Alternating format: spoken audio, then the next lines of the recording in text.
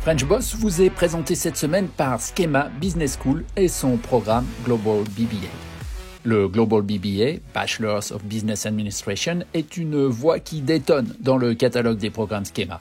Après le lycée, ce programme en 4 ans, basé à Raleigh, en Caroline du Nord, permet aux étudiants de suivre une formation imprégnée d'international et d'expériences multiculturelles. Le diplôme est reconnu partout dans le monde, possible 100% en anglais, et offre aux étudiants la possibilité d'accéder au marché de l'emploi rapidement, sereinement et à l'international.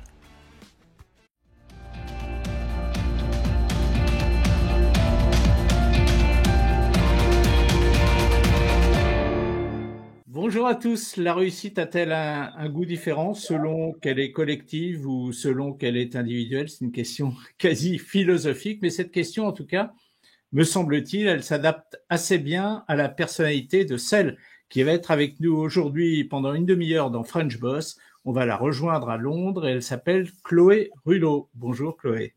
Bonjour Eric.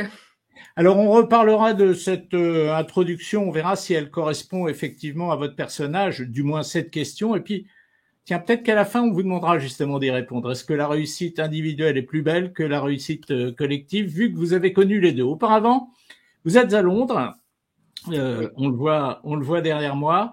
J'aimerais savoir ce qu'a représenté cette ville, Chloé, dans votre vie professionnelle. Elle est très importante. Vous avez fait une grande partie de votre vie professionnelle à Londres.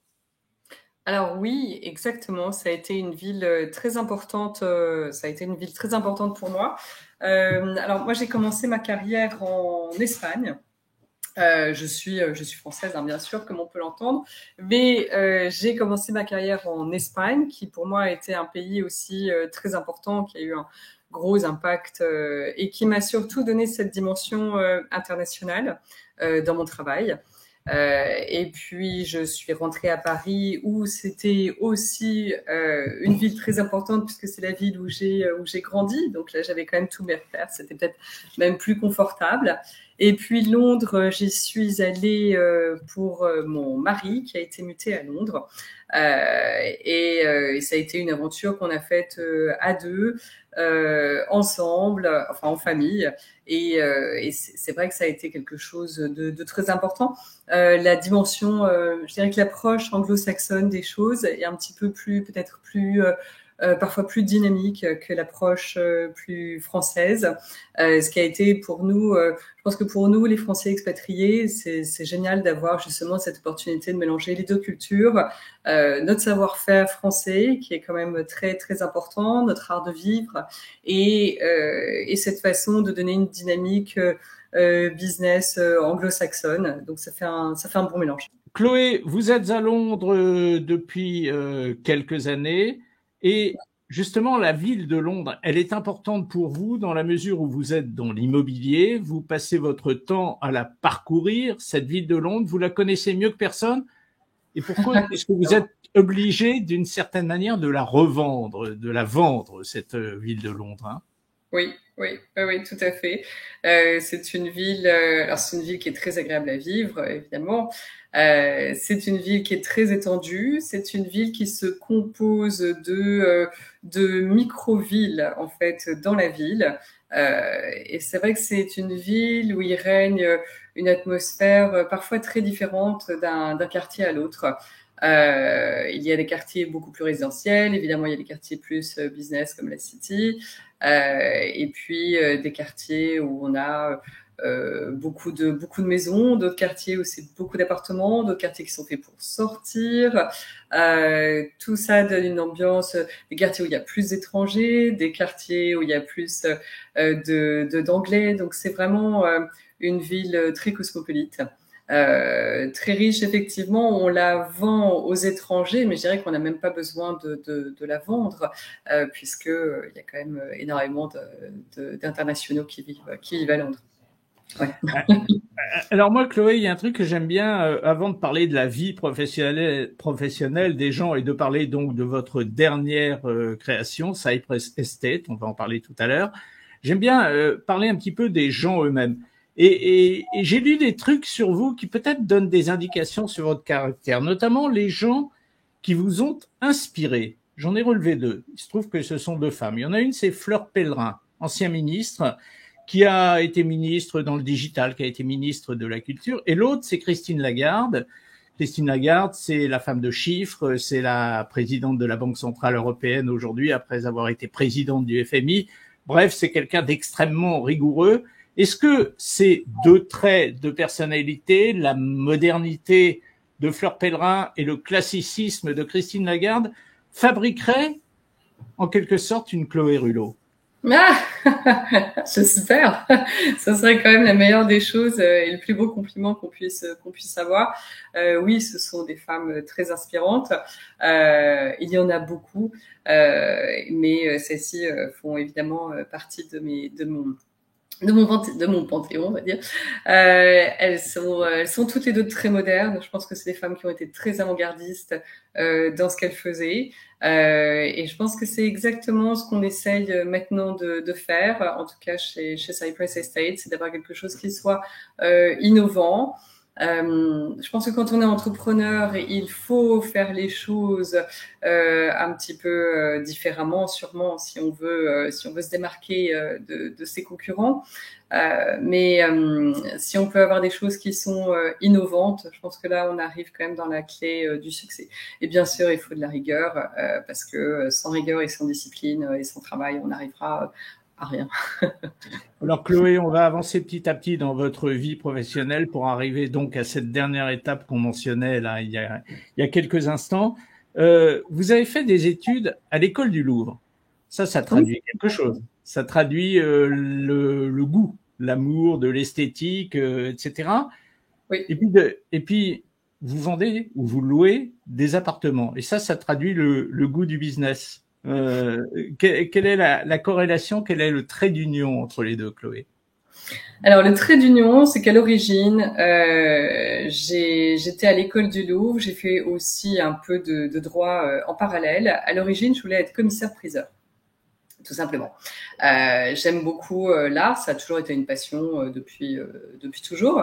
Et donc, j'aime effectivement les beaux objets, les belles choses.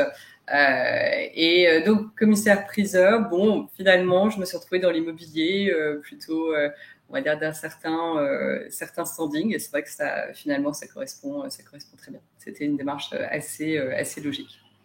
Mais justement, qu'est-ce qui vous plaisait le plus dans l'immobilier? Est-ce que c'était l'aspect convaincre des gens, par exemple, d'acheter ou de louer, ou est-ce que votre goût personnel interférait beaucoup dans ce que vous disiez aux gens qui pouvaient être vos clients? Alors, c'est vraiment drôle ce que vous me dites, Eric, parce que c'est très important. C'est quelque chose de très important. Il y a une règle, je pense, en vente, qui est que on vend bien ce qu'on aime bien. Et c'est vrai que quand on est vraiment très enthousiaste et qu'on aime vraiment ce qu'on présente et vraiment ce qu'on montre, forcément, on va transmettre quelque chose à nos clients. Beaucoup plus loin que de convaincre quelqu'un. Je pense que quand on transmet son enthousiasme et quand on est vraiment convaincu soi-même, en fait, il faut se convaincre soi-même avant de convaincre les autres. Mais c'est sûr que quand on présente quelque chose qu'on adore, on va même pas le vendre, on va juste transmettre ce qu'on ressent. Donc, mais c'est drôle parce que quand j'étais plus jeune, je pense qu'après il y a beaucoup d'étapes dans la vie. Quand j'étais beaucoup plus jeune, pour moi, ce qui était très important, c'était justement de convaincre. Alors peut-être parce que quand on est plus jeune, on a un besoin plus réel de s'affirmer. Et puis à l'âge que j'ai maintenant, évidemment, bon, je me suis déjà affirmée, donc je suis plus dans le convaincre. Mais en revanche, j'ai toujours aimé effectivement montrer de belles choses. C'est vrai que c'est quand on a accès, quand on a 20 ans et qu'on a accès à des magnifiques hôtels particuliers avec des cours d'honneur à Paris, c'est des choses très belles. On est presque dans des choses du patrimoine français. Donc là, c'était intéressant. Ouais, mais alors justement, Chloé, je me fais un peu l'avocat du diable, hein, est-ce que ça se heurte pas au business? C'est un petit peu réducteur si finalement vous ne proposez à la clientèle, que ce soit en location ou en vente, que des choses que vous aimez bien. C'est forcément un peu réducteur, non? Ce serait difficile. Mais en fait, j'ai un goût très éclectique. Ah, ouais. Ça tombe bien. Je dirais, non, non, non, non, écoutez, non, j'aime beaucoup ce que j'ai en principe, et c'est vrai que j'ai la chance de pouvoir présenter certainement que des choses que j'aime. Après, ça dépend aussi du regard qu'on a sur les choses. On peut voir aussi de la beauté dans toute chose, des choses qu'on aime, des choses qui font écho à ce qu'on aime. C'est vrai que j'ai rarement des choses que je n'aime pas en vente. Voilà. Vous êtes à Londres, c'est un choix. On sait depuis longtemps d'ailleurs que l'immobilier est très cher à Londres. Londres, comme l'ensemble du monde, a traversé la crise du Covid, mais elle avait traversé avant la crise du Brexit. Comment la femme, agence immobilière, à l'époque vous étiez salarié de chez Barnes quand tout ça s'est passé, comment vous avez traversé tout ça? Je vous dirai une phrase que vous avez dit à un moment et je vous demanderai si vous aviez vu la vérité ou est-ce que ou pas. Mais comment vous avez traversé tout ça, Chloé? Écoutez, ça a été, je crois que c'était quelque chose qui s'est vraiment fait au jour le jour, avec une vision sur du long terme. Voilà. On travaillait au jour le jour parce que on était fermé et puis après on avait le droit de rouvrir, mais tout était fermé. Enfin, ça a été un petit peu comme tout le monde. Il fallait réagir, s'adapter très vite. Et réagir vite. C'est vrai que quand je suis arrivée à Londres, donc c'était il y a 9 ans, je suis arrivée à un moment où le marché était très dynamique. Le marché immobilier les prix avaient atteint des prix, enfin c'était indécent, il faut quand même le dire. Et c'est vrai que même nous, en arrivant, on avait sous-estimé en fait ce que c'était que de vivre à Londres. Et puis, enfin surtout pour l'immobilier. Et puis après, bah on se rend compte que c'est un marché qui est qui peut tourner, qui peut changer assez rapidement. C'est différent, c'est un marché qui a une approche très différente du marché que j'ai pu avoir évidemment en France et même en Espagne. Ici, c'est différent puisque on n'utilise pas vraiment de crédit relais. Donc en fait, c'est soit on vend pas. Voilà. Donc et pour vendre, voilà, et pour vendre, bah, on met en vente. Et puis, bah, si on n'a pas envie de vendre à ce moment-là, si le marché n'est pas bon, on met pas en vente. Donc en fait, nous, on a beaucoup souffert à partir du Brexit parce qu'il y avait peu de choses en vente. Finalement, les prix ne se sont pas effondrés avec le Brexit. C'est resté quand même assez haut.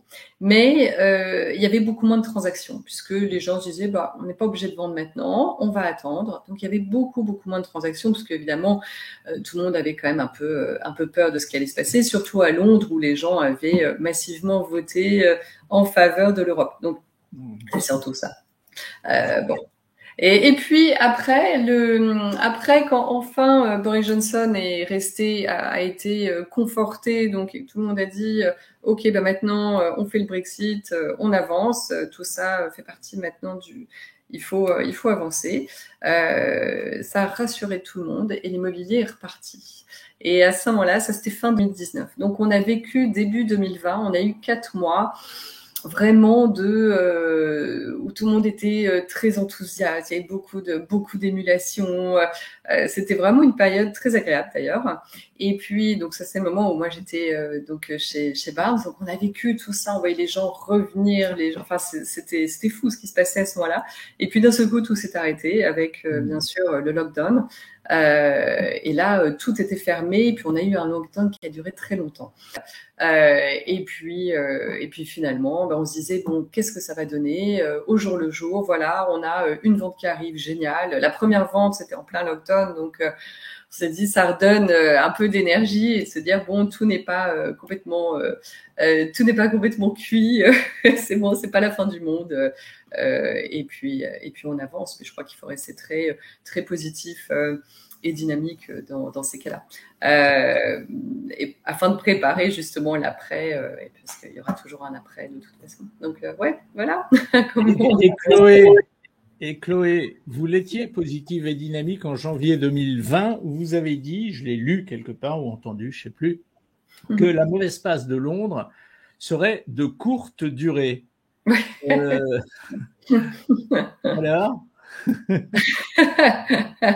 Écoutez, c'est très drôle parce que effectivement, sans avoir évidemment, parce que je n'ai pas de boule de cristal, mais finalement, oui, c'est ça. C'est-à-dire qu'on est dans le marché anglo-saxon peut prendre 10-15% en un an, reperdre 5% l'année d'après, prendre 20% l'année d'après. C'est quand même, c'est très rapide.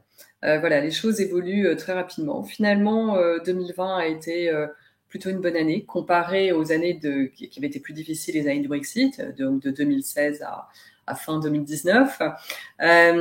Finalement, 2021 a été une bonne année. Tout le monde l'a dit. Et cette année, en 2022, c'est une année qui est très dynamique. Donc là, en ce moment, on est dans un marché un petit peu différent, c'est-à-dire que la vente, c'est très actif. Donc beaucoup de gens choisissent de mettre en vente maintenant en se disant bon, c'est un bon moment.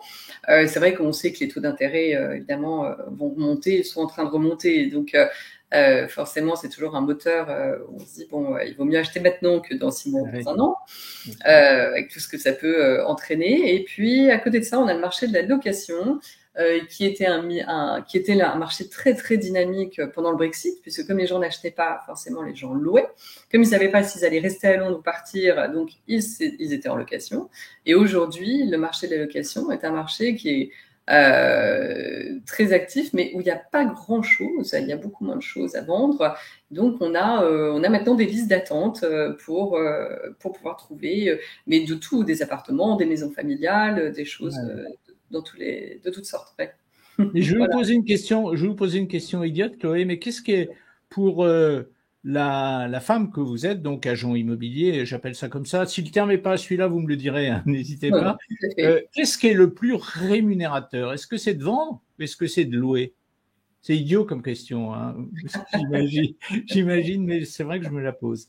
Alors ça dépend du pays où on est, ça dépend de la ville où on est. Voilà. Mais pour vous, pour moi, ici à Londres, les deux sont intéressants. C'est vrai qu'on va gagner. On va je suis très consensuelle. C'est ça aussi. Non, alors, en vente, forcément, on a des commissions qui sont plus importantes. Et puis, on est dans une ville où le marché est fluide, où les gens peuvent. Ici, le turnover, en général, il est tous les 4 ans. Donc, oui, en vente, il se passe beaucoup de choses. Donc, forcément, c'est toujours plus rémunérateur. Alors, ensuite, il faut savoir que la location, ici, les gens sont prêts parfois à mettre même des sommes assez intéressantes en location, qui correspondent vraiment à des commissions de vente et de bonnes ventes. Donc, je dirais que la location permet aussi d'avoir peut-être un fonds de commerce pour un agent immobilier. En tout cas, oui, il y a des agents ici qui ne font que de la location, des agences qui sont spécialisées, qui ne font uniquement de la location. Voilà. Chloé, on va parler un petit peu de vous. Donc, vous avez fait toute votre carrière, enfin, en tout cas, une plus grosse partie de votre carrière dans l'immobilier, dans des grandes enseignes. On l'a dit, la dernière dans laquelle vous étiez, c'était Barnes. Et puis, vous avez créé votre entreprise, donc, très récemment. Quand vous avez créé votre entreprise, vous étiez complètement prête. Est-ce que c'était mûri dans votre tête ou est-ce que ça a été un coup de sang de dire maintenant j'ai fait le tour des grands noms, j'ai fait le tour d'une position de salarié ou d'employé, je ne sais pas exactement le terme, et maintenant il faut que j'aille, ou est-ce que c'était un truc que vous aviez mûri et que vous aviez répété, si je puis dire, dans les grandes enseignes où vous étiez? Oui. Alors c'est intéressant parce que effectivement, quand on crée une société, il y a deux choses. La première, c'est jamais le bon moment. Voilà. Autour, on va toujours dire oh, mais comment tu as monté une société? C'est le Brexit. Ah non, mais là c'est bon. Est-ce que tu crois vraiment que c'est le bon moment? On est en plein Covid. Et puis en fait, voilà, c'est jamais le bon moment, mais en fait, non, en fait, c'est toujours le bon moment. C'est vrai que je montrerai pas, je suis pas quelqu'un qui va prendre des risques insensés, évidemment. Si c'est pas le bon moment, si on n'est pas prêt, il ne faut pas le faire. Effectivement, c'est un projet qui est mûrement réfléchi. et qui est parti de quelque chose que je sais faire en ayant suffisamment d'expérience aussi à Londres pour pouvoir le faire. Puisque l'idée, évidemment, c'est de pouvoir développer une société qui soit quelque chose d'un peu plus innovant, un peu différent. Oui, Chloé, vous venez un petit peu de répondre, mais c'était la question que je voulais vous poser. Est-ce que la liberté, justement, a été le premier moteur du fait que vous deveniez entrepreneur? Alors, oui et non. Non, pas forcément. J'aime bien, enfin, de la liberté. La liberté de donner son empreinte à quelque chose qu'on fait parce qu'on est convaincu en se disant, bah, ça fait 20 ans que je fais ça, je fais ce métier, je l'ai fait dans différents pays, j'ai vu ce qui pouvait marcher à certains endroits, ce qui ne marchait pas aussi, parce qu'il faut être aussi, il faut rester humble, il y a des choses qui marchent et des choses qui marchent pas. De pouvoir se dire, bon, voilà, je sais comment en tout cas je vais avancer, comment je vais mener ma barque, le fait d'avoir les mains totalement libres, ça c'est très important. Donc oui, ça c'est la liberté.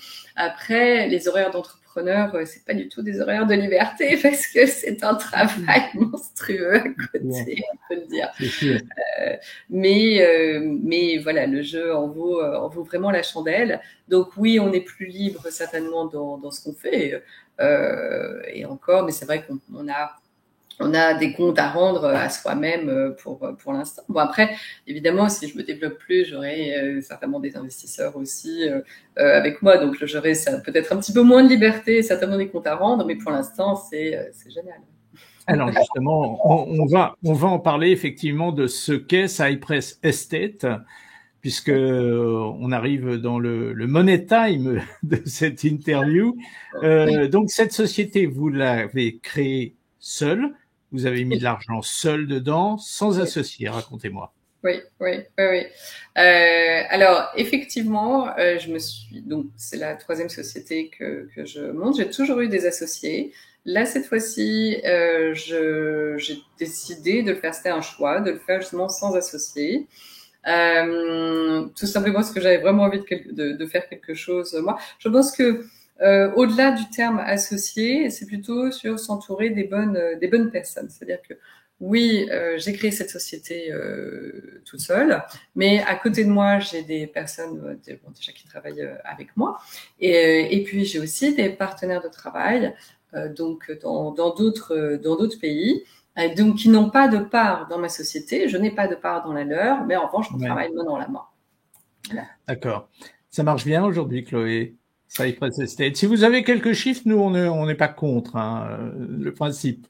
Alors, on est en démarrage, hein, on est vraiment en rodage. On espère, voilà, on a vraiment démarré en septembre, donc on espère terminer l'année. En tout cas, voilà, au-delà des chiffres, pour l'instant, je peux pas m'avancer sur les chiffres parce que je suis très superstitieuse, comme tous les vendeurs. En général, les gens qui vont pas citer de chiffres commencent votre réponse comme vous l'avez fait. Ouais. Mais au-delà des chiffres, en tout cas, on a atteint nos objectifs. Donc voilà, ça c'est la satisfaction. On a atteint les objectifs. Maintenant, on espère aller plus loin, puisque l'idée évidemment c'est de dépasser ces objectifs.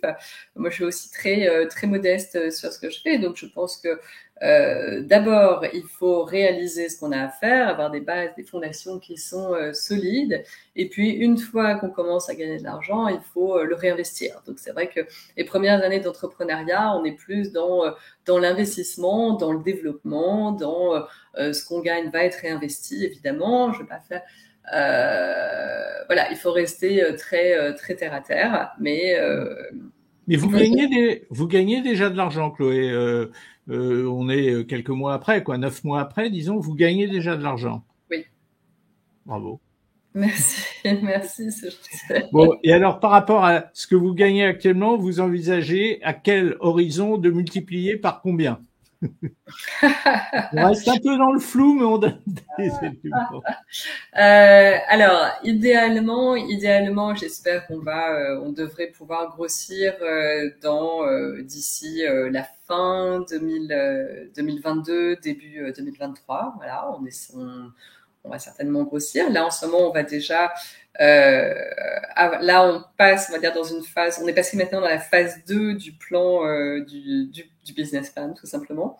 Donc là, on est dans la phase 2. On espère arriver, voilà, d'ici début 2023 à la phase 3, qui serait donc de se développer plus.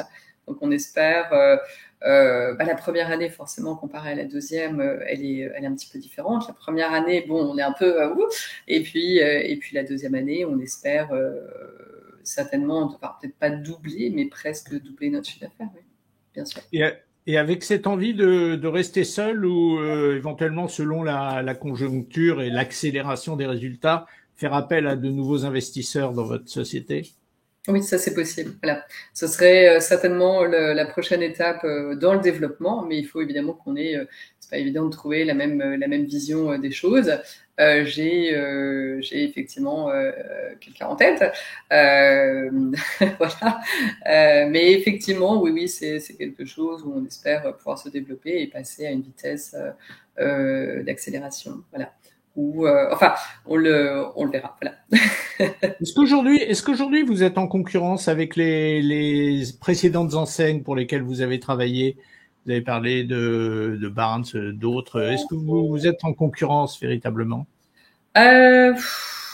Oui et non, pas totalement. On fait pas tout à fait la même chose, au sens où moi aujourd'hui, en tant que jeune entrepreneur, je suis aussi dans une dynamique où je vais dans des quartiers très différents.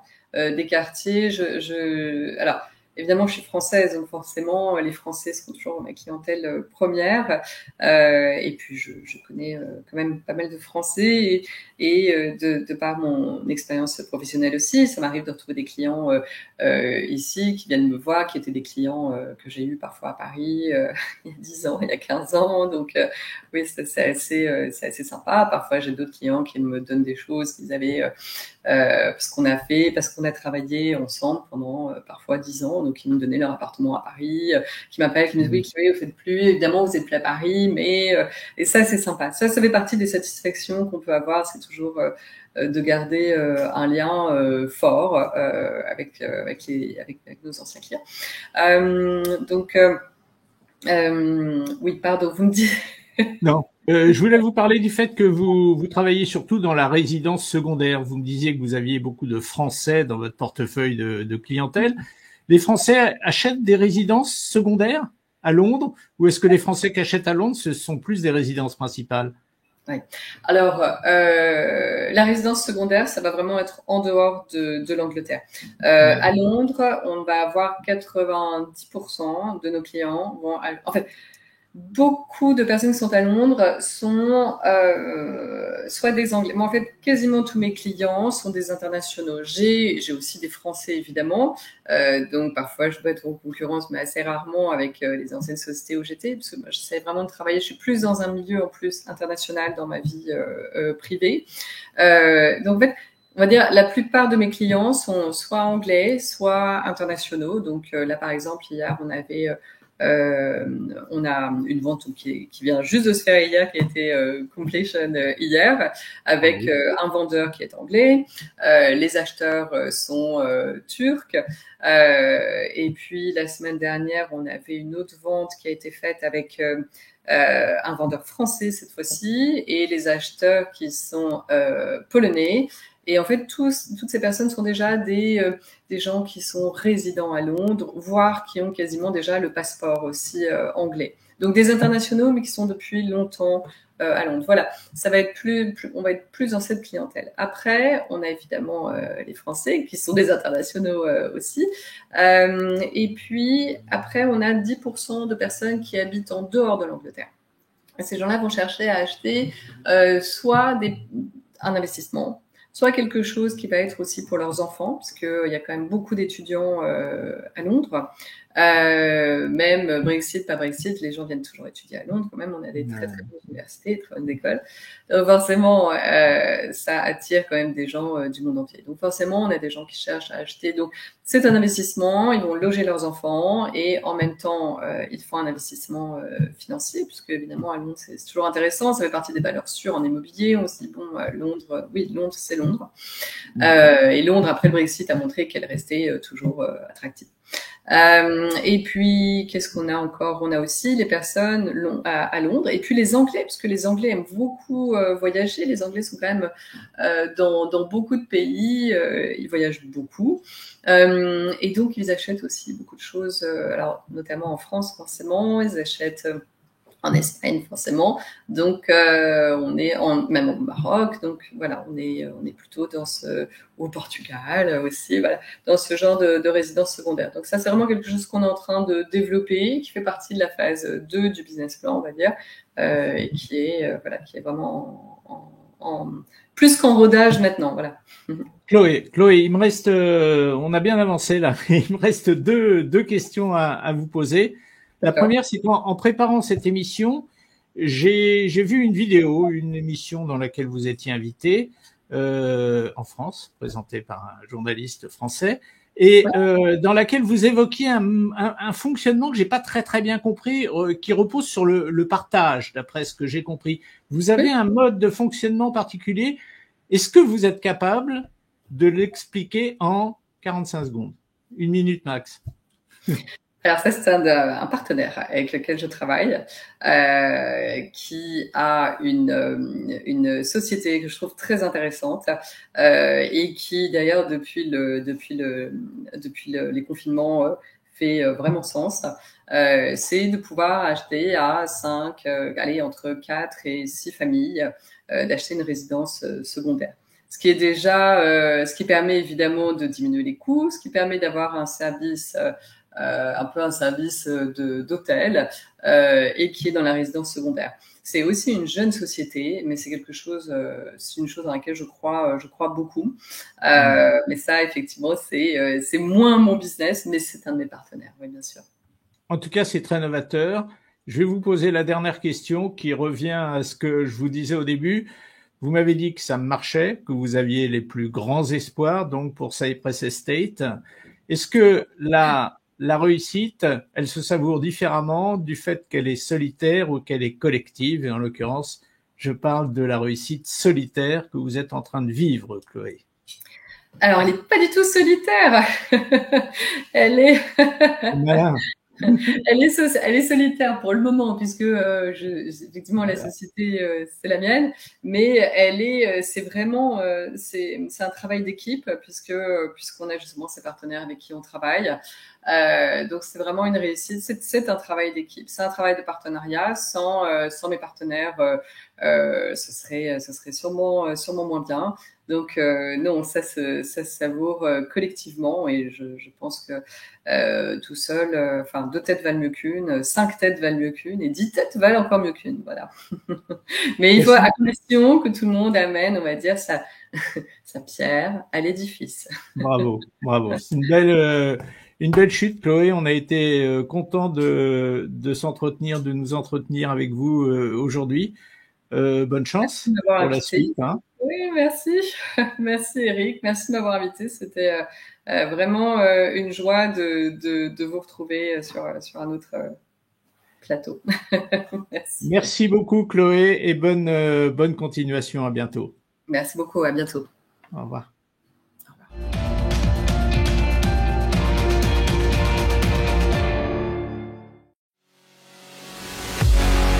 French Boss vous a été présenté par Schema Business School et son programme Global BBA. Le Global BBA est offert sur le campus américain de Schema, site à Raleigh, en Caroline du Nord, où les étudiants ont l'opportunité d'obtenir un double diplôme en partenariat avec la prestigieuse North Carolina State University. Ils peuvent également passer 1 ou plusieurs semestres sur les autres campus de Schema au Brésil, en Chine, en France et en Afrique du Sud. Schema propose aussi de nombreux diplômes de master avec plus de 30 spécialisations offertes sur l'ensemble de ses campus. Prêt pour des études et une carrière à l'international? Postulez à Schema pour l'automne 2022 dès aujourd'hui.